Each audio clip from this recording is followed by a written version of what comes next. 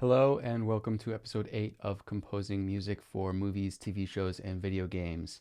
In today's episode, we're going to get full-blown into writing themes. We're going to talk about the period form and how we can use this form to get us started writing some epic themes. Let's hop on over into Ableton and take a look at what we're going to be working on. Okay, so here we are in Ableton, and I would like to take you through 3 different themes that I've got pre-prepared for today, and I hope that looking at these 3 themes will get a good idea as to what the period form is and how to implement it in your own theme writing. So the period form is one way of approaching melody and theme writing, and it comes down to a pretty formulaic way of thinking about how to distribute the 8-bar structure in our melodies and in our themes. And a lot of this comes down to harmonic structure and then placing our melody on top of that. So let's look at a really basic example that I wrote in just a few minutes or so before I started recording to prepare for this video. This is going to be sort of the most basic version I've got of the period form, but I think it really gets the point across. So here's the theme that I wrote before sitting down to record this video. And I think the period form is going to be most easily understood with the way I've got it divided here. So the period form essentially comes down to this, that when it comes to melody and theme writing, the thing that we start with is what we refer to as a basic idea. When we start humming or thinking back to melodies that we're familiar with, that sort of initial thought or expression of idea that pulls you in is what we're trying to create right off the bat and then expand from there. So what I mean by this is that initial feeling of hearing a melody that you recognize. Think about how quickly it is for most of the themes that you know, how quickly you recognize that theme as its own theme. And that is because of this concept of the basic idea. So let me play you the melody that I'm going to be deconstructing in a moment here, and then I'm going to talk about what the basic idea is in this melody.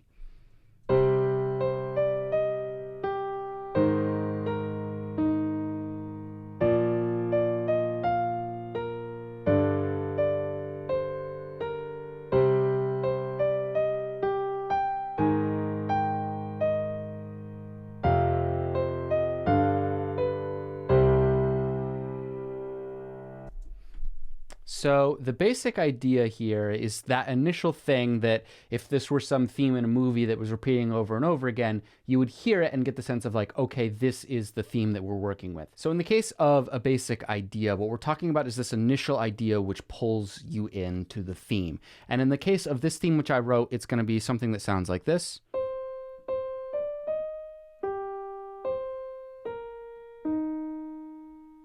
That would be very memorable. If that were to replay over and over again throughout the course of a movie, we would hear that and instantly know that this theme is the one that's being played. So when we talk about a basic idea, this is sort of the beginning of writing a melody. So the period form thus takes this basic idea and gives us a blueprint as to how to map this out over 8 bars. So if I turn on all the notes now so that we can see the colorings that I've got laid out, we'll look and see here that these first 2 bars make up our basic idea. This is the entrance to our theme, as you will. The next 2 bars, finishing the first half of the theme, is going to be a sort of contrasting idea. This is giving us something which is sort of answering that initial basic idea, but the important point here is that it ends on a half cadence. And if you remember from last video, we talked about cadences and authentic cadences, but also half cadences. And so half cadences in the case of minor here, like we're working in C minor, are going to be our G minor or our B flat major chord. And as you can see here, I'm ending on the G minor. So there's this idea of initial basic idea and then response to it, which is going to make up the second half of the first half of our theme. So let me mute the final half of the theme and just play this.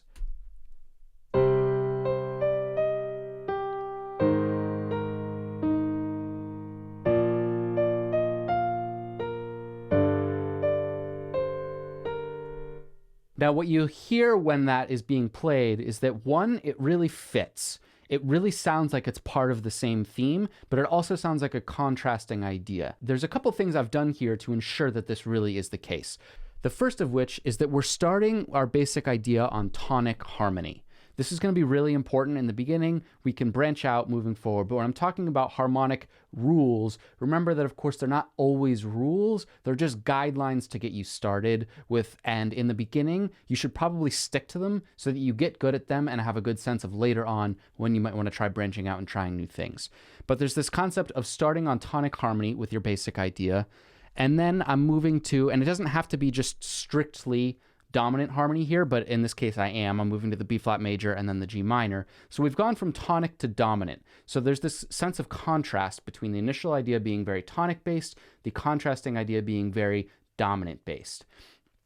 And so this is going to give us the sense, as I just played through, like this is a contrasting idea, but again, it's the sense of not being a finished thought. There is still more to say in this melody. If it just ended there on that playthrough, it would sound incomplete. It would sound like there's a question that's unanswered. And this is the importance of the half cadence, is that we're setting ourselves up for the second half where we can have that authentic cadence in such a way that the melody actually feels resolved. So this is sort of the contrasting idea. Now, in the period form, we start off the second half of our theme with a repeat of the basic idea. It doesn't have to be exact, it can be exact, but just something which to the listener feels like a genuine repetition of this basic idea. And then after this repeat of the basic idea, we go into a cadence. So you can see in the three melodies that I've got that we're going to go over in today's video that the basic ideas are going to be this sort of mint green color, the contrasting idea is going to be this red color, and our cadence is going to be this purple.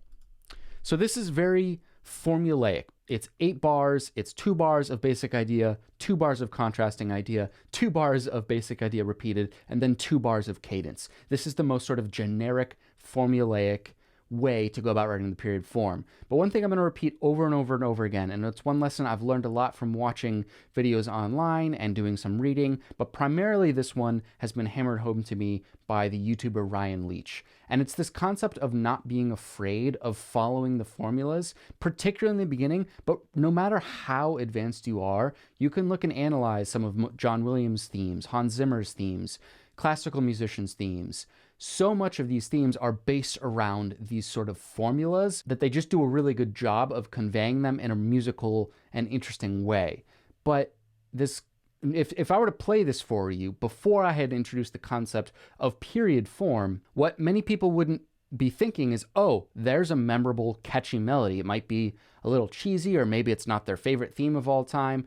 And there's certainly are things I could do to make this more memorable or make this more interesting. But the reality is that knowing this formula, in about 10 minutes, I was able to pop out a theme which at least has a flow to it and it has a clear sense of direction. So let's talk about some of the things that really are going to help us in our theme writing when it comes to the period form. So, as I said, when you're thinking about starting to write something in the period form, the most important part is this sort of basic idea. Now, this is where it comes to just fiddling around with the piano. In this case, I came up with the idea of...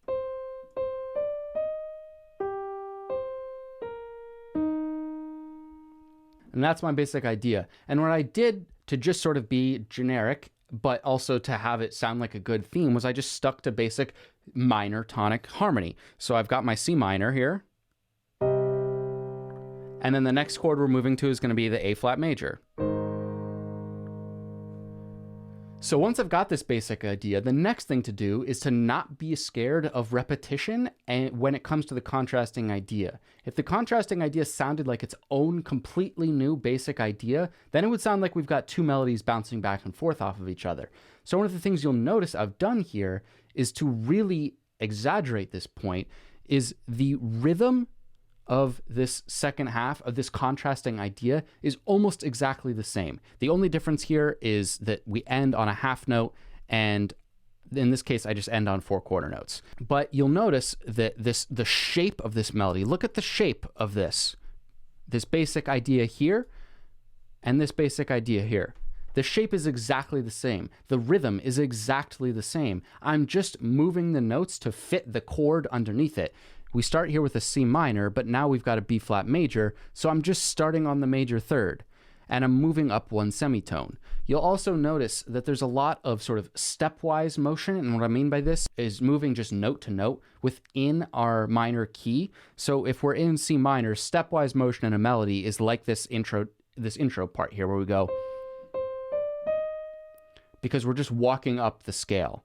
And it's these moments where I decide to break that really stand out. We start with this stepwise motion. That jump down a minor sixth really sort of stands out. It really stands out because we started with just this basic stepwise motion. And there's a little bit of, there's this minor six interval, which is creating a sort of, which creates this sort of, it's certainly not dissonance, but it creates a little bit of tension because it's not like a perfect interval for our first jump. We've got this interval here. But then the second time through, as I'm just sort of falling to finish the basic idea, stepwise, but then I go down a perfect fifth.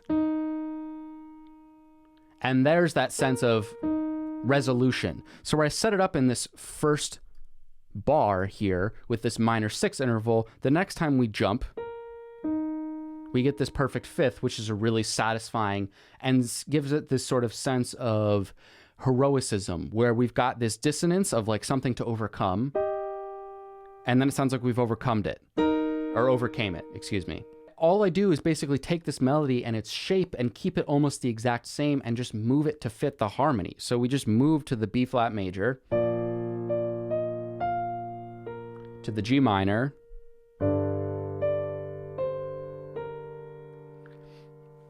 and you'll notice here that, so the shape here, what's different this time is we have fallen this perfect fifth here. So we've gone from this F to the B flat, and now we're moving into our half cadence. So there's the sense of this time as we're repeating it, there's not the same sense of unease there was last time. So as I'm moving into this half cadence, all I'm trying to do is end this unresolved, but I'm not trying to create any new epic or interesting moments. All I'm doing is just falling and walking down the scale. So I'm starting on D, and then I'm going to C, and then the minor third of G minor. This sort of falling cadence is going to be a very common thing that when you think about your cadences, they don't need to be these big bombastic epic moments in your themes. Really, they're there, if you remember, as I've talked about in the past, they're there to give us this sense of breath. So this G minor chord is just functioning as like an unanswered breath. It's like a breath before we finish our thought. So this feeling here, it does not feel complete. But now, let me mute this first half, and I'm going to play just the second half. As we repeat our basic idea almost exactly, I just added in this sort of triplet motion here. Listen how this cadence here, now that I've got this authentic cadence of moving from minor 4 to this dominant 7 chord, which I'll explain in just a second, and then back to our 1, how resolved this feels at the end of our theme.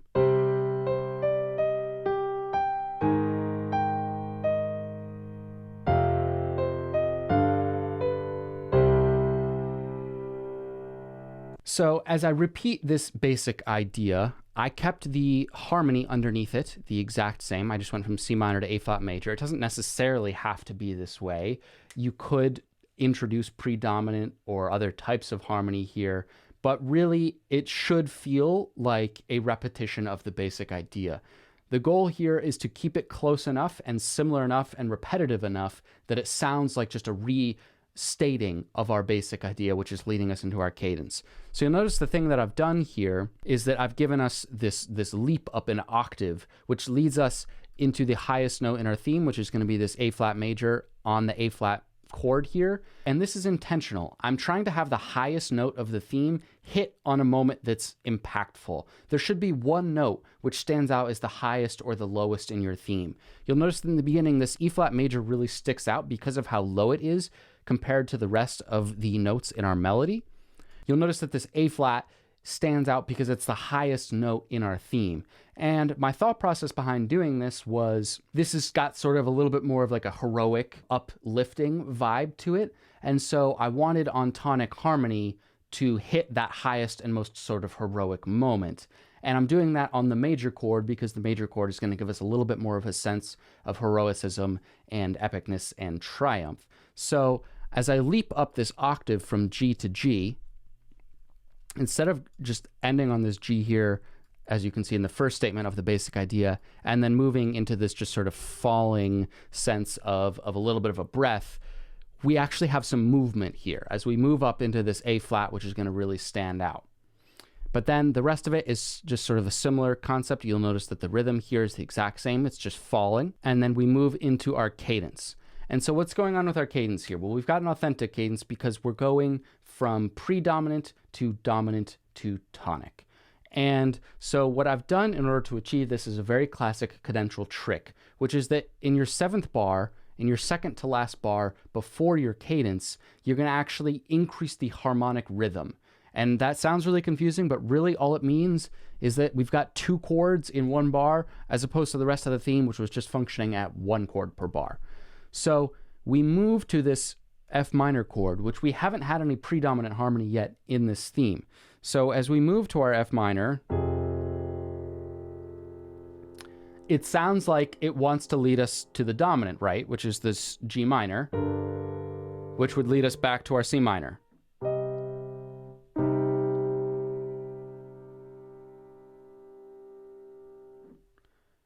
But what I've done is used a classic harmonic trick, which is that I have borrowed the dominant chord from C major to give us an even bigger sense of wanting to lead us back home.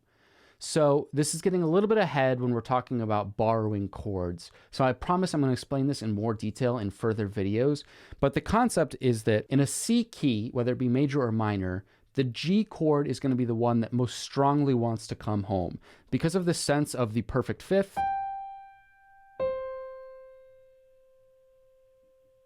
If I just start on C, right? Go to G. That's the strongest sense of coming back home that we've got in music. So if you pay attention over here on the left side of the screen to the notes I'm playing, if I'm in C minor, we've got C, G, and E flat. Now the dominant chord would be a G minor, which would lead us back to our C minor. But what we can do is take advantage of the G chord as it appears in major and borrow that chord from C major to make this have an even stronger sense of coming back home. So listen to what this sounds like now. We're going to grab the C minor chord, and then we're going to move to the 7 chord from C major here. So this is what's called a G dominant 7, which is made up of G, B, D, and F. And we move to this chord.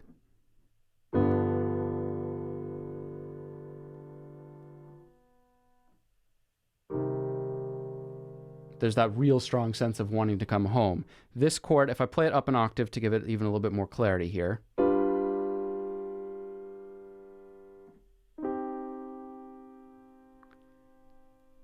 Really strong sense of coming home. Now, of course, this would be even stronger if we resolved to a C major.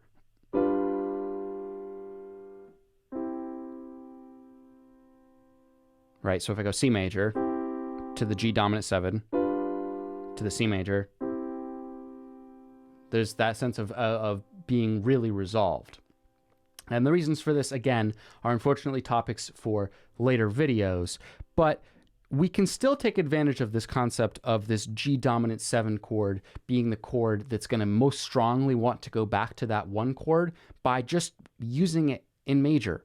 So you'll notice I've set up this melody in such a way such that we land on this F on the G chord, which implies this sort of G dominant 7. But I've saved this B to be the last note leading into the C because this B is the note that does not belong in C minor.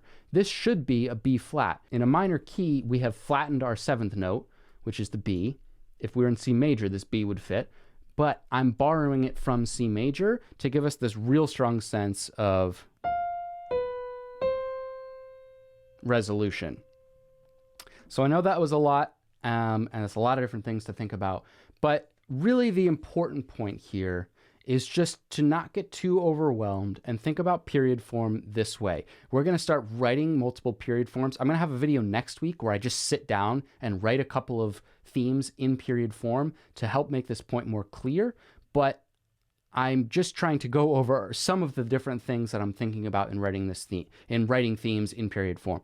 But here are the things to remember for now, right? When it comes to period form, we've got 2 bars of basic idea, 2 bars of contrasting idea, 2 bars of a repetition of our basic idea, and then we lead into our cadence. So let's listen to what this sounds like.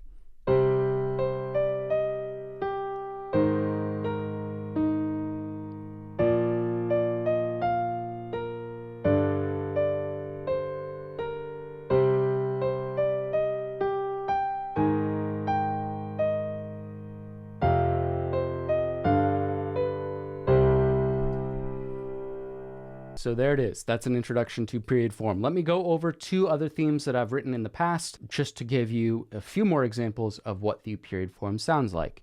So let's open up this theme, which is going to be in major.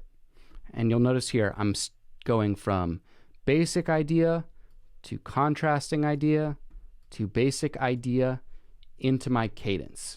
And now the reason this cadence is extended is something that I'm going to go into more detail again later on in the series. But there's this concept of a deceptive cadence being taken advantage of here. So 8 bars would end on these highlighted notes, but I've ended on a C major chord here that's not in root position. In other words, the C is not in the bass, and I also don't have the C in the melody. I've got the major third here, which is E in the bass and in the melody, and so there's a little bit of a sense of being deceived, and when I repeat the cadence but then end on a C, we get an even bigger sense of resolution. Don't feel like you need to follow that, but this is just, if you're wondering why this cadence is so extended, it's just making another sort of theme writing point or example here. But really the important parts to remember right now, right? In C major, which I know we haven't gone over, so I'm going to go over this kind of quickly, but we're sticking on tonic harmony. We're going from our major 1 to our minor 3. And then we stay on tonic harmony. We haven't left tonic harmony yet as we move into our contrasting idea. We go to minor 6, and then to end of the first half of our theme on this half cadence, then we go to the predominant, which is going to be F major, up into our dominant as a G dominant 7 here.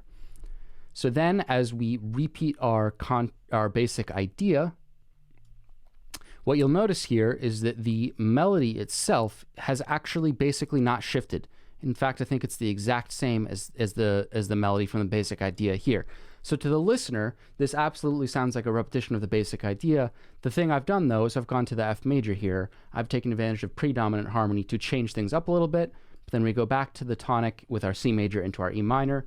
And then our cadence, we go from minor 2 to the major 7, back into our major 1. But in this case, it's in first inversion. If you remember our inversions from the last video, a complete authentic cadence is going to end on your 1 chord in root position, but so this is how I've deceived the listener, if you will, as I've ended on the 1 chord but not in root position. And then I basically just repeat my cadence going from predominant to dominant back to the tonic in root position. So this is all major. You don't feel like you need to follow it too much, but the point is just to give you a visual example while you're listening again with things colored out for you as to what the period form sounds like.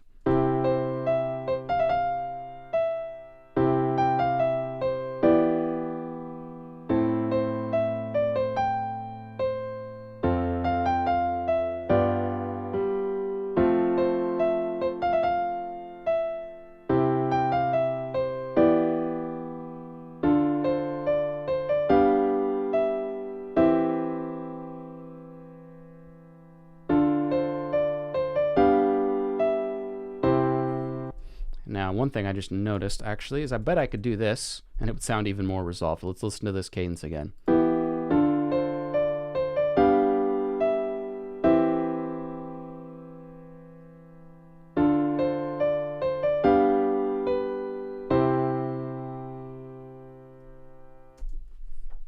So there is another example of the period form. Now let's hop back into minor, and we're going to change time signatures. We're going to move into 6/4, so we've got a little bit more of a bouncing, flowing type feel to this one. But here's another theme in C minor, and you'll notice, again, basic idea is the first 2 bars here. But this time we've introduced a dominant harmony. We've left our tonic and gone to dominant. You see that the rules of harmony don't always have to follow, but one thing you'll notice pretty much that always does follows is that the first chord is going to be tonic. Then we move into dominant harmony, but as we're finishing out our basic idea, then we've got this repetition of our basic idea, which ends on a half cadence. In this case, I'm taking advantage of something that we talked about in last week's video, which is the idea of suspensions. So in your half cadence, ending on a sus4 chord and resolving down into the major chord is going to sound really nice. And you're going to notice that it's something which is used time and time and time and time again, but that's because it works and it sounds so good when you're in minor to end on the sus4 flat 7 chord moving into the flat 7 major. Then we've got a repetition of our basic idea here. This time, instead of going to the B flat major, we've gone to the G minor. Then as we move into our cadence, we go into the major 6 here, and then we go up into our dominant 7 chord, which is again borrowing this chord from major, but you'll notice how nicely when we listen to this, how nicely this transitions back into our C minor to give us this sense of resolution. So let's take a listen to this theme.